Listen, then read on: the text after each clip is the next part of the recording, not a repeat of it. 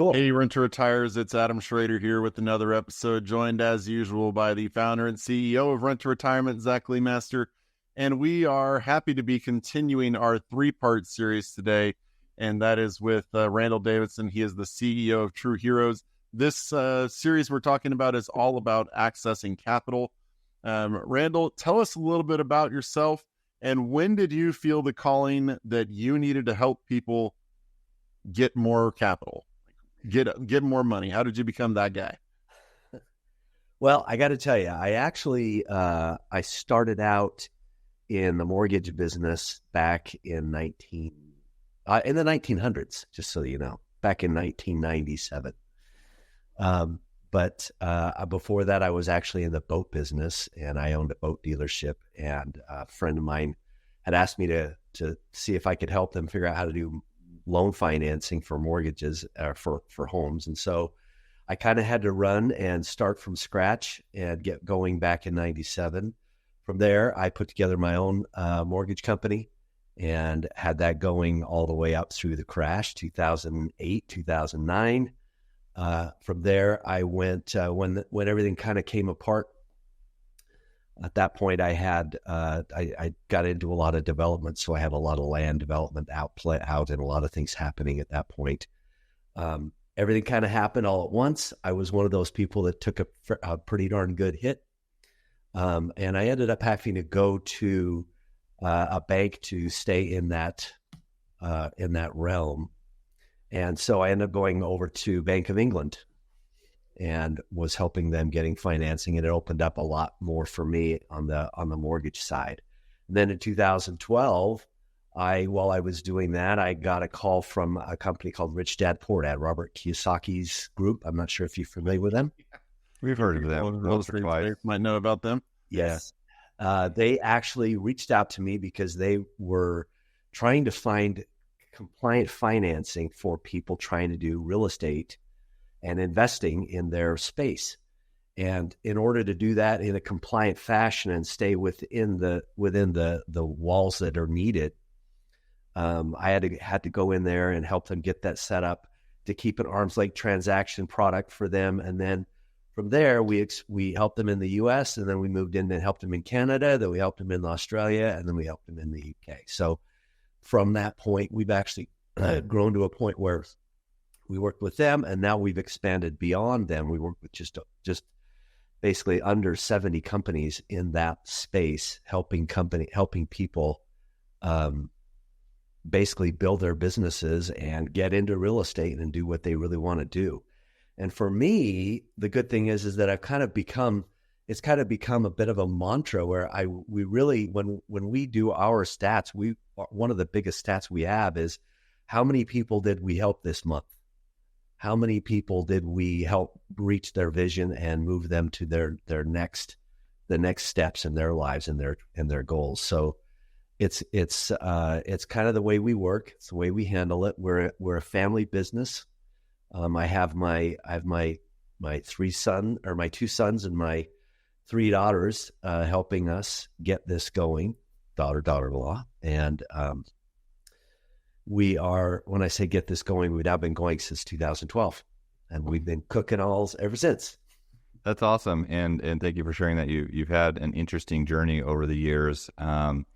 And just for clarity purposes for everyone listening, we want to dive into like exactly what you do, Randal, and how you can help our listener base. This three-part series is all about the simple fact of buying real estate. The most limiting factor is capital, right? You can put 20-25% down on a real estate deal. That's fantastic.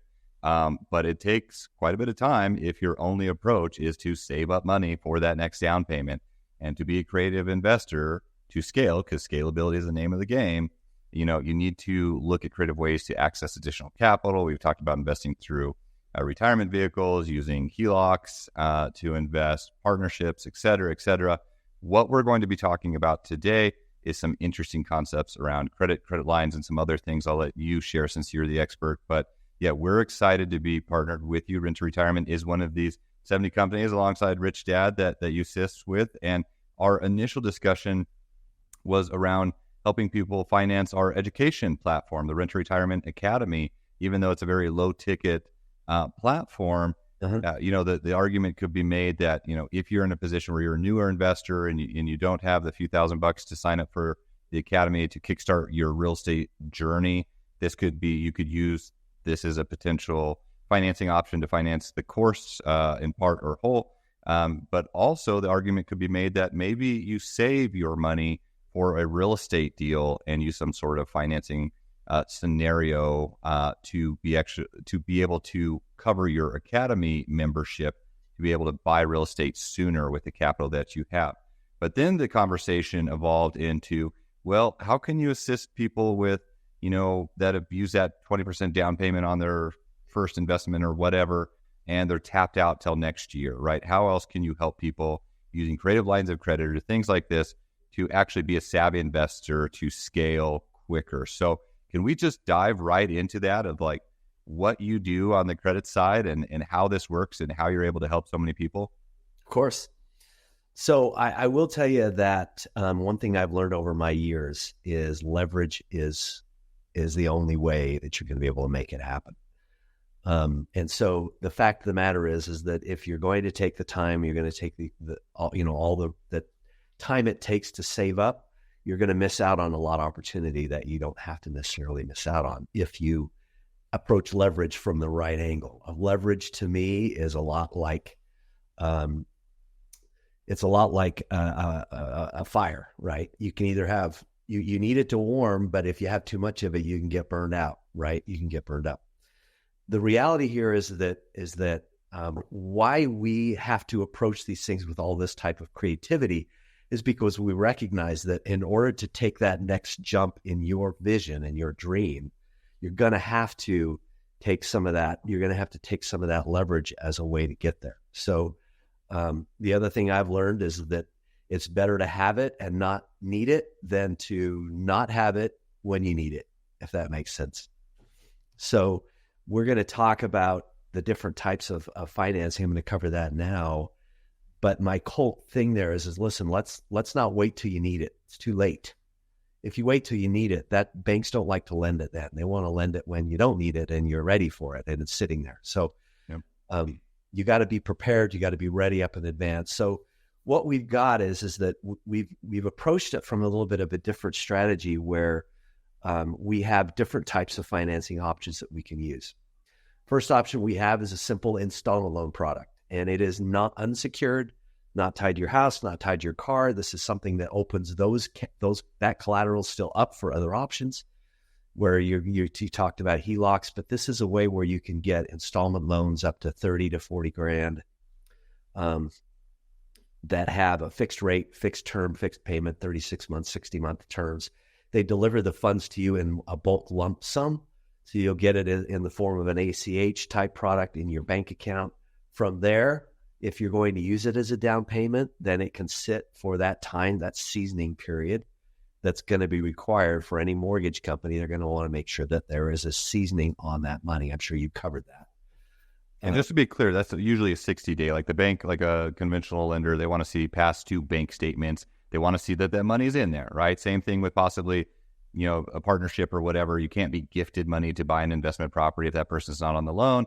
But, look, if you partner with someone, they give you money, whatever your terms are with them, and it's sitting in your bank account for at least 2 statement cycles, so 60 days usually, then that money, they're not going to ask for where that money came from. They're not going to ask previous information.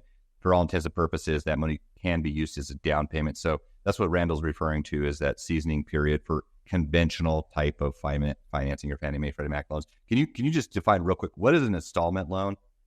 Installment loan is basically a structured monthly payment. It's like a car loan, but it's not tied to your car. So it'll go out 60 days. It'll have a set payment, a set term. Like, for example, it might be 36 months. It might be 60 months on the term. The payment is going to be, or the interest rate is locked in at whatever the interest rate is. It's going to be tied to your credit score, but it is unsecured. So the rates are going to be higher because there's more risk to the lender. In your case, sometimes that's not the issue. It's not about the rate. It's about using this bridge to just bridge the gap from where you're at to when you can get going and pay it off as quick as you can or whatever you're going to do with it. So this would be an interesting scenario where someone could, I don't want to call it a personal loan, but it kind of seems like because it's not tied to anything. Are they personally guaranteeing it? Yeah, it's personal guaranteed, correct. So this is kind of like a personal loan where if they were to qualify, and I do want to understand what the qualification criteria for this is and like how to know how much capital someone could have, but accessible to them. But let's say they do qualify for it, and you threw out some numbers. I think you said 30, 40,000, depending. Like someone could essentially get a loan for whatever, 5 years, where it's a set repayment schedule. It's not tied to anything. They are personally guaranteeing it, but it's kind of like a personal loan in that case. Am I misunderstanding that correctly? Or no, that's right. And that is that's one of the options that we want to cover. It's just it's simple, slick, and clean, right? Let me ask two more before we move on. Two more questions. What is the qualification criteria for that? And what is, I know you mentioned a couple numbers, 30, 40K or whatever, but what is the typical range that the average person can obtain? Because if they're buying a $200,000 property, 20% of that would be $40,000 down. You may have some closing costs, but like, could it be possible where they could get an installment loan for $40,000 over 5, pay that back over 5 years, use that to buy a $200,000 investment property as their down payment after it's seasoned, and then kind of be into a deal for no money down, assuming they're, paying that back with the cash flow or whatever. Yeah, as long as they've got the cash flow coming in. The great thing about getting investment properties, as you know, is that they account for the rent, the proposed rent coming in. As long as you've done that before, they'll account for that rent to cover the debt to income ratio and all that kind of stuff. I'm sure you covered all that. So yeah. So what's the qualification? Sorry, I rambled on too. What is the qualification, and what is the typical loan amount? So it goes down to about a 650 score, sometimes 620. 650 is pretty common. Is the credit score. They do require income verification in that case. So they're going to look for a W-2 or some sort of, if you're getting it from a 401k or something, it's got to be structured so that they know how much over the next 4 years that's going to be covered. And then the other question you asked me was, what did you say? Typical amounts that you should see. I can find out how much you can get. 25,000 is really is easy to get. It's common. 30 to 40 happens quite often, but it depends on the income marking. If you're making over 150,000 a year, getting 30 to 40 grand is not an issue. If you're making 80,000 a year, it's a little bit more of an issue. Does that make sense? Yeah. So this is great. I mean, this is a simple way that someone is basically, I'm going to use my own nomenclature here, but a down payment loan for whatever set terms where you could cover part or all of your potential down payment, pay that back with the cash flow over X amount of years, and essentially, have additional money to buy more properties on a very simplistic example. I mean, is that fair to say? Yeah. And the thing about it is that after, if you do a 36-month loan or a 60-month term, then after that 3 years or 5 years, that loan's gone. It's not going to carry on like a credit card might. Credit cards, average American takes 21 years to pay off a credit card. This is paid off in 3 to 5 years, whether you like it or not. Yeah, you could pay it off with cash flow. You could pay it off with additional future income from your job, potentially refinance, I'm thinking, right, as you build equity. Yep. And now these are set like fixed. Are they essentially based off of prime rates, or kind of if you're someone just thinking about it and being like, well, how much am I going to be paying back? Is there a general rule of thumb for what you should be expecting rates to be? So the rates range based on credit score because it's credit risk based because there's no collateral. Right. Well, they basically say, okay, if somebody has a 720 score or higher, our chances of default is X, and I can tell you those numbers if you care. But if you go down below, you go to, if you're 680, 650, all the way down, then the lower the score, then the higher the risk is that's not going to fly. So the rates go up. So you can have an 8.9% rate. You can have that go up to a 25% rate. Depends on the credit score. So it's really based on credit score. It's credit score driven. It's not necessarily a prime rate. They don't tie it to prime like you would in our. Yeah, it's an unsecured loan. I mean, that's the reality of what it is, right? So you have to just calculate that in to your numbers to see if it makes sense for you. It will certainly affect cash flow, but I mean, again, scalability is the game here. You have to be able to qualify for this, but it could be a way to have additional capital to expand your portfolio, and accomplish more ultimately, right? Like being forward thinking, if I were to use this and run the numbers on it, I would say, okay, this interest rate is somewhat irrelevant, but we have to factor it into the cash flow analysis on the property. But in X amount of years, as rents go up 5 to 6% per year, possibly, it's covering it at some point in time. But really, the big picture is like you're acquiring an asset, cash flow aside, that is going up in value, paying the loan down, tax benefits, et cetera, et cetera. You're buying more real estate with less money out of your own pocket. And this is just one of different ways to look at accessing that. Randal, before we move on to other creative things that you do, is there any other items that you want to cover on the installment loan aspect? I think the thing that we all kind of sometimes don't realize is that even on your car loan, like if you get a car loan, once you set the payment up and that payment is $750 a month, whatever the payment is, right? You don't pay attention to the interest rate. You pay attention to the monthly cost or the use of that money. So where you're basically just servicing the debt for the use of that money. Once you lock in what the payment's going to be, that's the number that at this point matters the most, right? Because you're trying to figure out your cash flow and how that works. It's not so much about the rate as much as what the payment is, because it's going to pay itself off. Or I loved your idea, quite frankly, after you own the property, you can refinance it. After you've had that property for a year, you can refinance it and completely wipe that out if you like to. So there's a couple of different ways that you can use that to your benefit along the way. It doesn't have to be something that's just forever there, if that makes sense. Yeah, Zach is all about getting that denominator of capital in as close to zero or to zero as possible, because that's how you get that high return on investment. That's how the game is played, right? And capital, as we've said 1,000 times, is the most common limiting. Yes, so it is. Randal, what else you got for us? You do some other creative things besides installment loans. We do. Now we're going to get creative. So the first one is pretty simple and easy. It's a great way to work. And it's, like I say, it's you get it, it's cut dry. The other option that we have is more creative. And I always say to people, using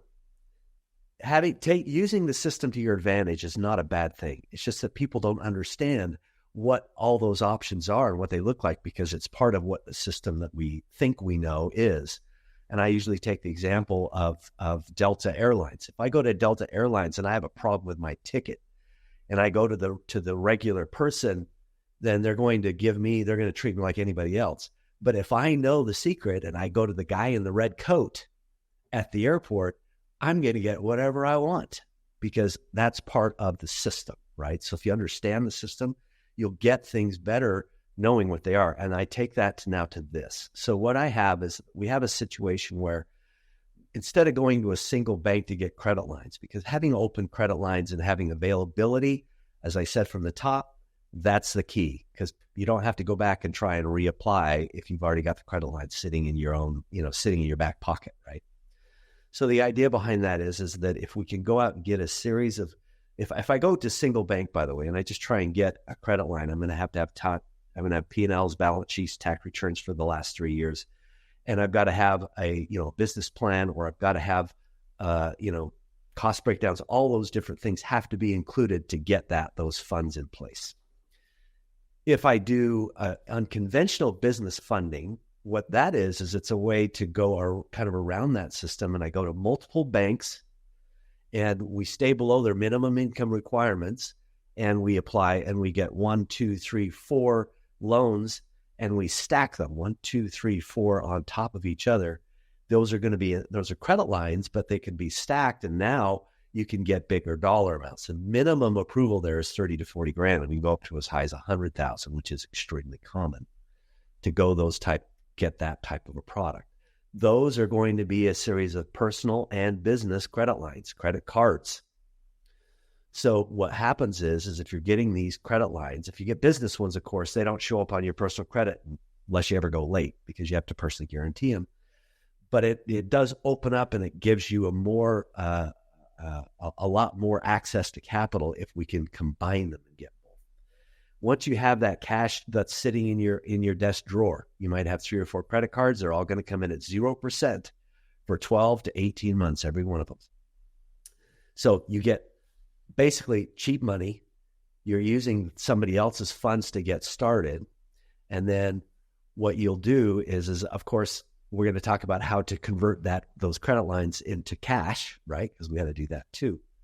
But having access to that cash and having it sitting in your desk drawer is the key, because now it's there. You might have $100,000 in credit cards sitting in your desk drawer. Don't go on a cruise with that money. That's not the key.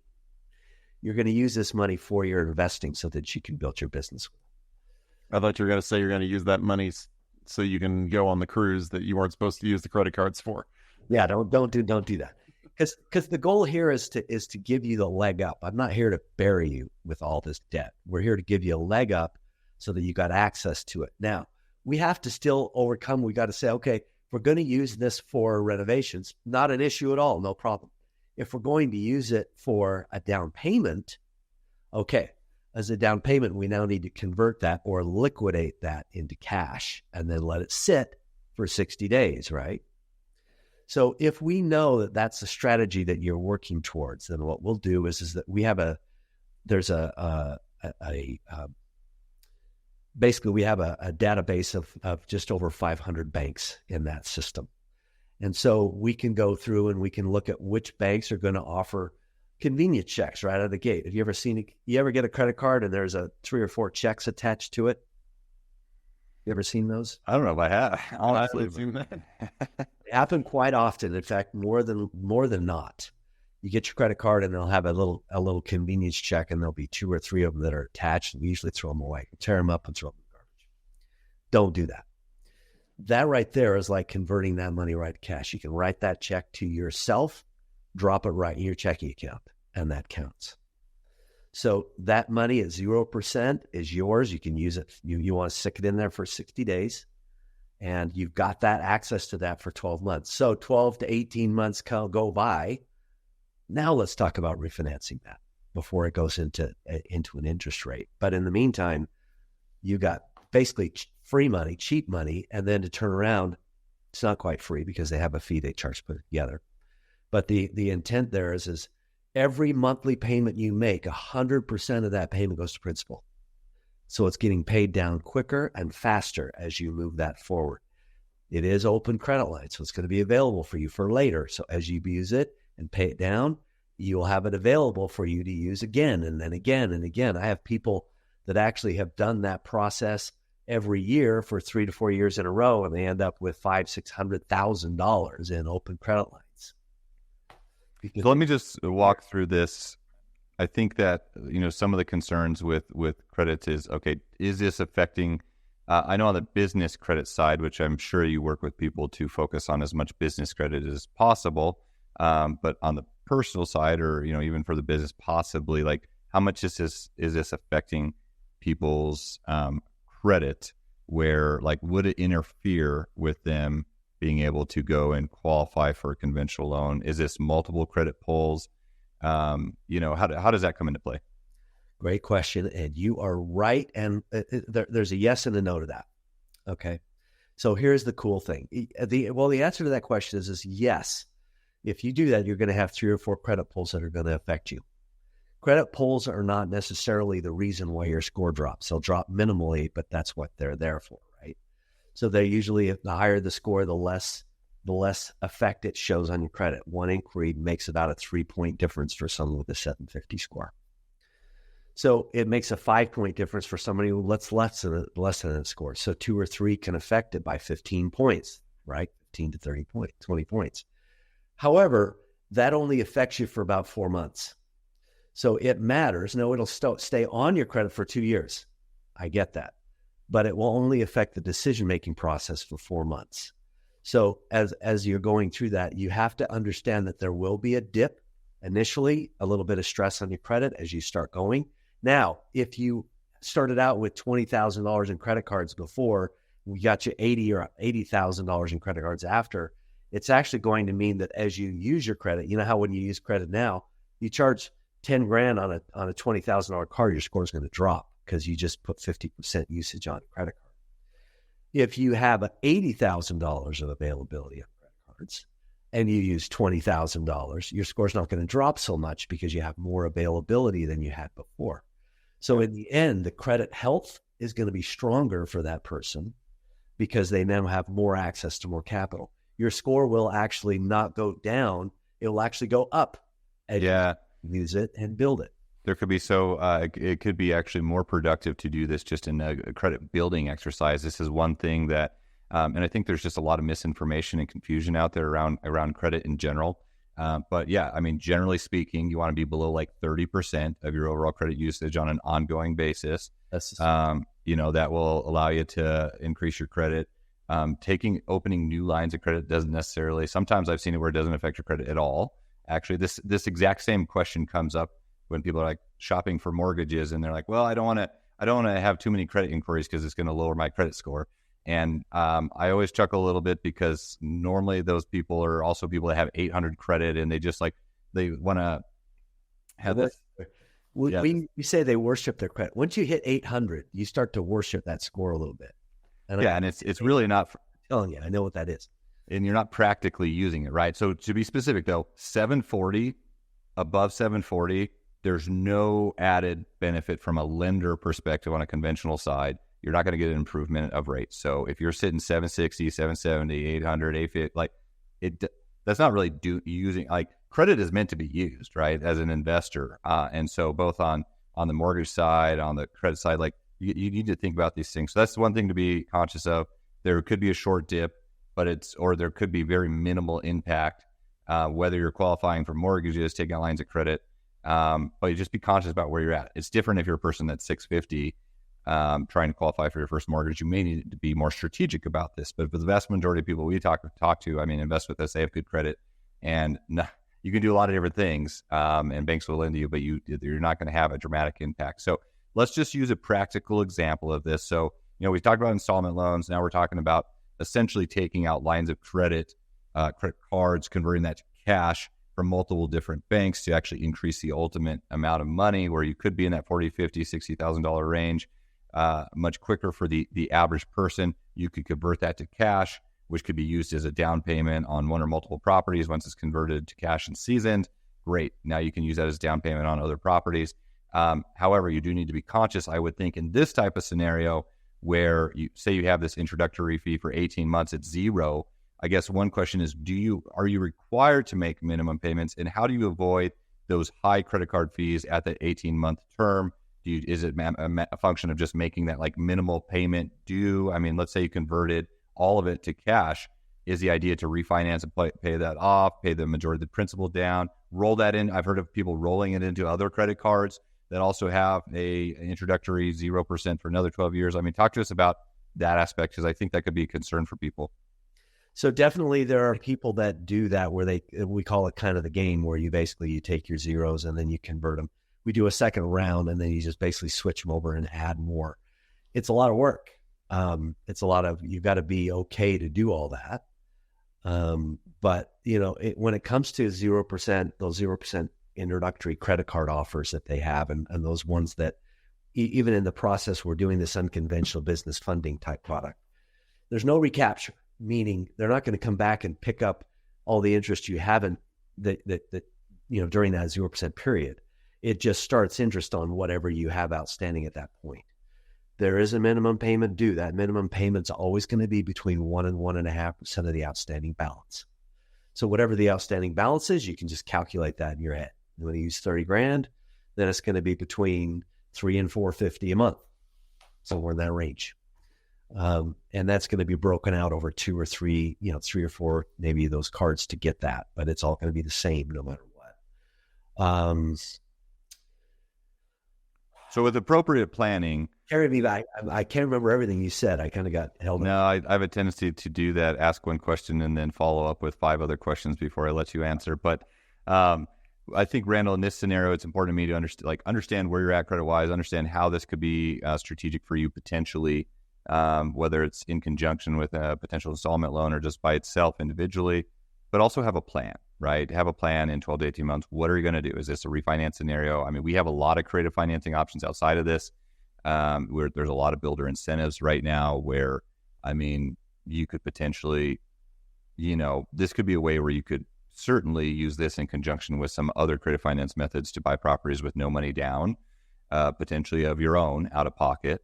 You just need to be conscious about like, okay, in that 12 to 18 month time frame, what does the numbers look like then? How do you potentially refi or pay majority of this back by then? But then it is a line of credit that you could just recycle, right? I mean, the people that are making big moves in real estate are using a combination of strategies like this because, again, yes, capital is a limiting factor. So you can use multiple strategies like this to expand your portfolio. But I don't know if I had any more specific questions on this one per se. Adam, what do you think? Yeah.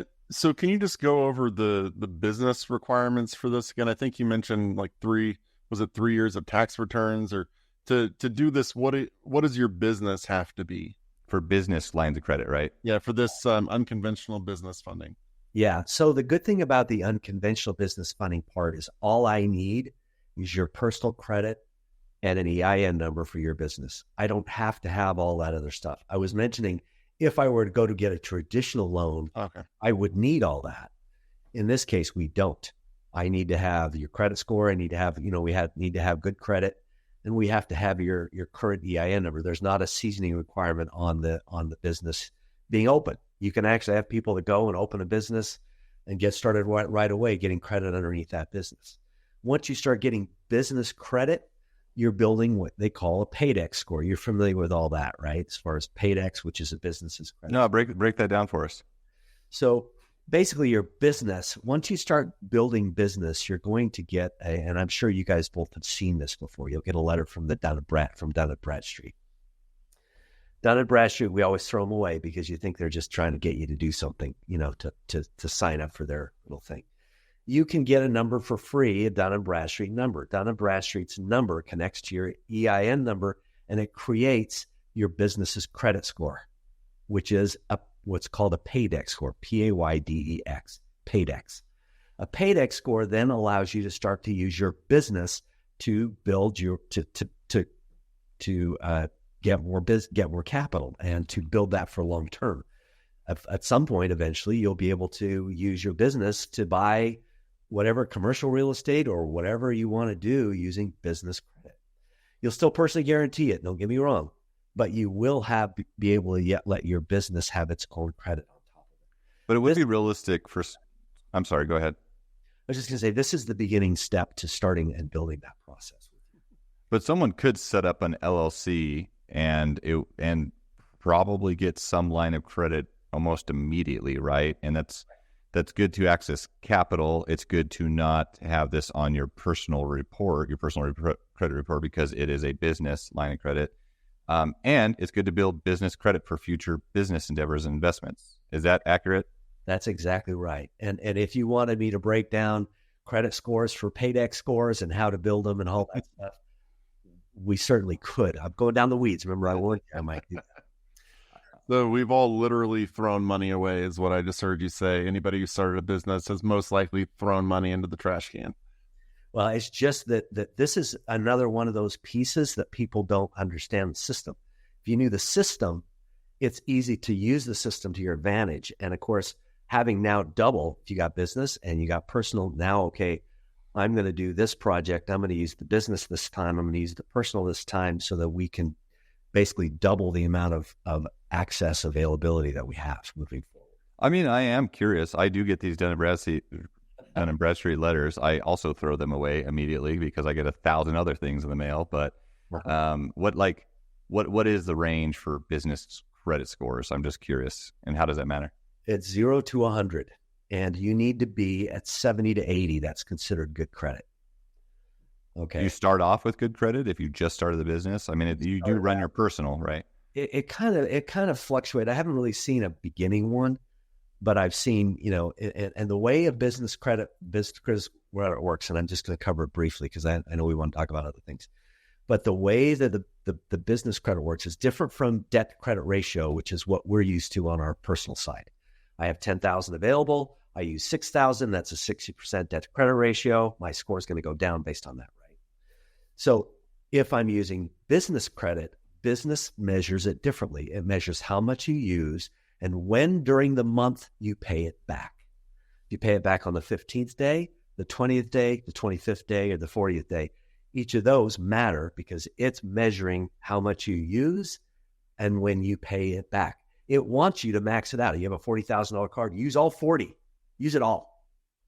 Use it all and then pay it back. And it's measuring as you pay it back how you're doing on the payback. Are you paying it on time? You pay it early?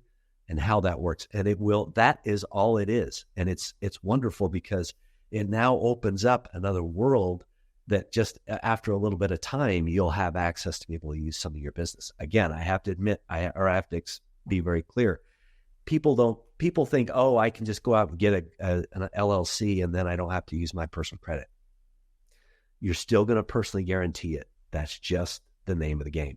But at the same time, it's its own entity. It has its own seat at the table. It makes its own decisions. And as such, it has the ability to get its own credit. You just have to be there as its daddy, if that makes sense. So in the beginning, though, like you could set up an LLC, you could still get a business line of credit more than likely from a brand new established business. It will likely tie to your personal credit in that case, but you're still able to access capital and build business credit at the same time.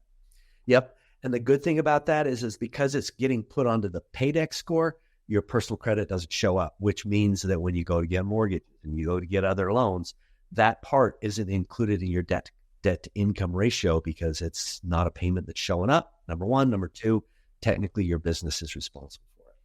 That seems kind of crazy that Zach and I could go out, each start our own business, each take out the same amount of money, but you're saying that one of our credit scores would be better if we paid it on the 15th versus the 25th?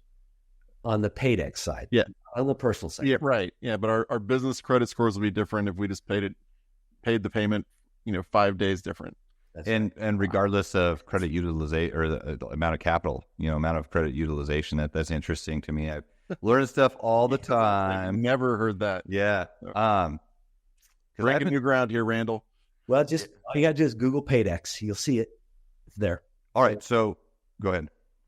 So yeah, and my point being, the whole Dun & Bradstreet part is that Dun & Bradstreet is the one, that's the connector, the catcher EIN. It basically converts that to your social security number for a business. That's what that is. So Randal, if someone has thrown away that paper right at the beginning, is it as easy as just contacting them and saying, "Hey, I threw it away. I want to get started," or how do you do it? You can actually just go online, DunandBradstreet.com. Probably it's that easy. But do you need that though? I mean, isn't that something you guys probably pull for someone applying for a line of credit? They're not coming to you with their Dun & Bradstreet score, right? I mean, no. Yeah, so part of the evaluation for the down the road. Initially, you're springboarding off your personal credit. That's why you can just go get a new one, and it all of a sudden will work. Is because technically, it's still your credit that they're relying on. It's your credit they're springboarding off of, and then they're going to build based on that. So Randal, you've laid some knowledge on us here with a lot of different creative ways that people can access capital to be savvy investors and scale their portfolio without just using their hard-earned money as a down payment for part or whole all of their next investment. First of which being a potential personal or installment loan. Where they could access probably easily $25,000, possibly more in most cases. Let that season for 60 days and use that as part of a down payment on the next property, pay it back over whatever 3 to 5 years, whatever term they decide. They could also use in conjunction or separately some creative like credit cards and lines of credit where they can do it through their business or personal. It will be, I understand, tied personally, but possibly access more capital than the installment loan aspect. Just being conscious of how they're paying that back in a shorter period of time. But still, these are creative ways where you can access more capital to reinvest and be a savvy investor. Kind of as we conclude here, is there any other methods or any other things to be conscious of that might be interesting to our audience? I think for today's sake, those are the two primary things that I would. We've obviously we've talked about or I'm sure you've talked about some. Right now is an absolutely optimal time to be working with sellers where they've got these 3% rates. But I'm sure you guys have had those conversations about seller financing, those kind of things. But I think the one thing I would like to you brought up that I want to kind of address, I've done this, I've worked with thousands. I mean, I'm not saying hundreds, thousands and thousands of people to get funding for their businesses, for their real estate projects and the different things like that in the unsecured way on top of the mortgages that we worked with. But I'll tell you the one thing that stands out that you mentioned to me that I just want to bring up, which is credit score. You said 800 scores. You said 760s, whatever, 740s. And I think what I want to kind of just address here is there's a specific mentality to be an 800 score person. Okay. And quite frankly, they're the hardest ones to get off the log because they are afraid of debt. They're afraid. They built this tool. They've had this tool their entire life that's been there for when they need it. A lot of times they forget that this is why you did it, is for this purpose. You have this score for this reason. So don't let this get in the way of worrying about your score. Your score will come back. It's naturally going to rise back up. It just is. That's the nature of credit. As long as you're making payments on time, the nature of the credit is to go up. But some people, especially the 800s, they are afraid of debt. They're afraid to take action. They're afraid to take that move and say, I'm going to do this. I know it's the right thing for me to do, but they don't jump off that log. And you guys, I can see you've seen that before. They're my biggest, and listen, I told you before, I'm one of them. I get it. But I also realize that credit is I use that credit so that when the time's right, I can act. Yeah. Acting is when you make money, not thinking about it. Yeah, it's a tool, right? And an 800 credit score ain't making you any more richer. So, money. I get people come to me all the time. Oh, my credit just dropped by 5 points because I did this or that. And I'm like, yeah, great. You get what you needed. I can't even tell you how many people are like, well, I want to buy a property. I want to get close. I want to get pre-approved, but I don't know if I want to do it today because is it going to be a hard pull and hit my credit? Like, what's your credit? Like what we were talking about, like, are you like right at the cusp and you may drop down? Well, no, I'm not. So tell us, kind of as we wrap up here, what are the downsides? Why wouldn't someone do this? It's kind of to give obviously we've talked about it and it sounds like, I could just go and get $200,000 in credit somehow and, just kind of unlimited if I just keep opening up new accounts. And what are the risks and what do people need to avoid as they're doing this? So the one thing I will tell you is if you try and go out and do that process on your own and go get those, you'll fail. I hate to say that, but they know which banks look at which bureaus to make their decisions and which part of the country, believe it or not, which banks are offering 0% for what part of the country they're in. If you go out and you try and do it on your own, you're going to probably get stunted at one point. Let the professionals do what they do. I don't do that. I have a company that does that exclusively for us so that we can make sure that we're getting the right person to do it in the right way. I do want to also mention, and I know this isn't quite what you brought up, but I want to cover this while it's on the top of my head. Credit, soft pulls, everything we do to look and see. Guys with 800 scores, at least take a look. It's a soft pull to look and see. Everything nowadays, you can pretty much have a soft approval and you can get a feel without it affecting your credit. And if you like it, then you can worry about the hard inquiry. But initially, it's a soft pull. So look and see what your availability and what your options are, and you don't have to worry about your credit getting hurt. Now, I think the biggest pitfall, like I mentioned, was if you try and do it on your own, it's like jumping in the water that's a little bit too deep for you. You may not quite know what you're getting into. Let the professionals do it. With that said, the other challenge, I would say, the other drawback might be that if you do worship your credit score, be prepared. It's going to come down a little bit before it goes back up again. It will go back up. It's just the nature of the way. If you're someone that doesn't like debt, which 800s do, they hate debt. They're afraid of it. They pay everything off as quick as they can. Great. So as you do that, it's only going to strengthen your credit down the road, and it's going to make it less sensitive to every time you do this or that. It's going to be less sensitive to your credit score. To me, the risk is someone that isn't planning appropriately, that arbitrarily takes money out without having a strategic plan in 1 to 5 years of how they're going to pay that back. But you solve that with simple planning. But Randal, this has been really, really good stuff. And just to revisit what we talked about in the beginning, because that's where you and I initially met, I mean, if you're interested in joining the Rent to Retirement Academy, and you're looking for options to not have to pay that fee just out of pocket, which, it's a few $1,000s to expedite your investing goals and make you a more savvy investor, as well as start earning money every time you invest and refer people. But I mean, this is a creative way where you can save your capital for real estate, and you could use a line of credit or an installment loan to pay for that, save your money for real estate. Or more importantly, this is a way that you can access more capital in multiple different ways to become a more savvy investor and buy more real estate over time, because that is the end goal here. So Adam, close this out and tell people how they can, connect with Randal. All right. Well, Randal, thanks for joining us again. Randal's the CEO of True Heroes. You can go to their website, but really the best way to do it is we're going to put a link in the show notes and have a QR code for you to scan so that you can get the real deal from them and get the rent to retirement treatment right there with them. So just click on the link in the show notes. If you're listening to this and have it on your phone downloaded, if you're watching it on YouTube or some other stream, scan the QR code that'll be on the screen. If you want to check out the inventory that you should be buying with those lines of credit, you can head over to renttoretirement.com. That's renttoretirement.com. Schedule a time to talk with us. We can help you through all of everything except the business credit. That's Randal's specialty. But you can find it all there at renttoretirement.com. Really appreciate the time you spent educating yourselves today. Talk to you on the next episode. Thanks for watching the Rent to Retirement YouTube channel. Check out some of our other videos, like this one, or this one here.